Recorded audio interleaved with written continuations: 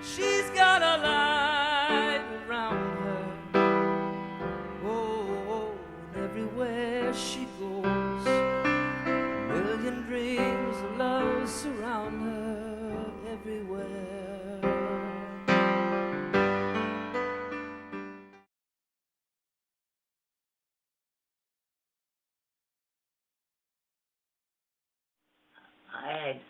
I had been going with somebody and broke off, and I was sitting on the porch one day, right after that, and Libby Blumenthal Goldstein called and said that Bob was coming over and bringing his friend Homer Adleberg with him, and would I like to go out with him?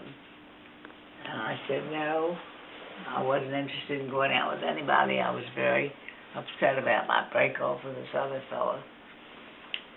And my brother heard me talking on the phone, and he told my mother, and she came out and said, "Why aren't you going with Libby and this boy?" And I said, "Because I have a headache." She said, "You don't have a headache. I know you're just making this up." So sure enough, then my brother came out and he made me a speech. And I said, "No, I'm not going." And then he said, "Well, you going to sit here the rest of your life?" And I said, "No." I said, "Okay, I'll go." And I remember it distinctly. And I called Libby and I said, "Okay, I'll go." And she said, "Okay." And we went to Gwynn Oak Park with Bob and Sid and Homer and Libby, and sure enough, we had a wonderful time.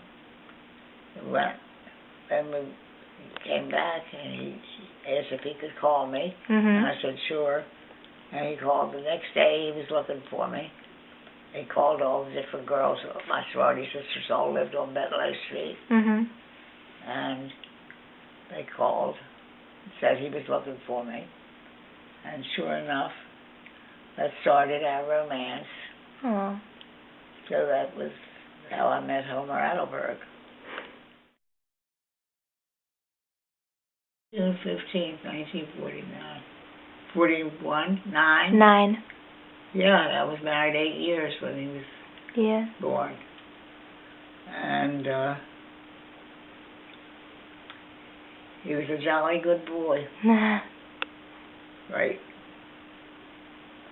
Named him after my grandfather, Simon Mordecai.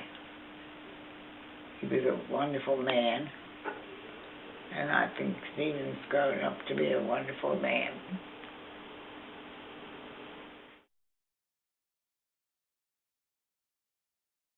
And was selling new houses that I helped furnish the sample house.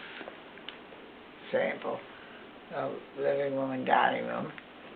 And after I did that for quite a while, I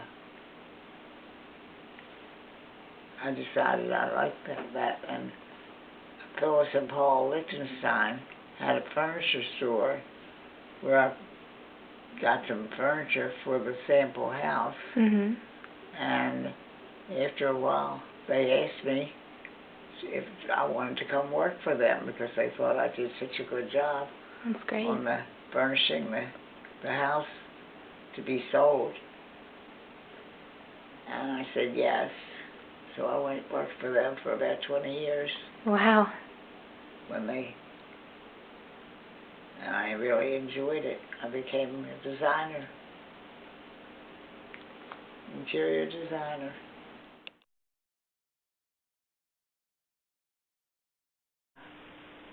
When I was like 15 or 16, a sorority had a convention in Richmond, Virginia. And I'm not sure whether it was Norfolk or Richmond. There was a dental school. Anyway, the girls of that chapter, they had chapters in different places, and that chapter had the convention. So you met a guy named Abraham Epstein, who had the same last name as you?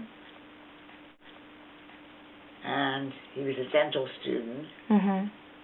in Virginia, and I wasn't crazy about my date that they had made for the dance, so I invited him to the dance, and he accepted, and he broke his date with the girl who he was supposed to go with, and then all the girls, all my friends said they would like a different date too, so I said to him, "Can you get dates for my friends?" Matchmaker. And he said yes. So everybody had a different date because of Abe Epstein.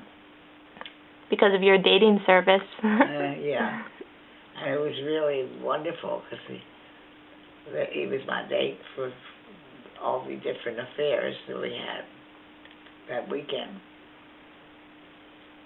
Oh. And that was fun.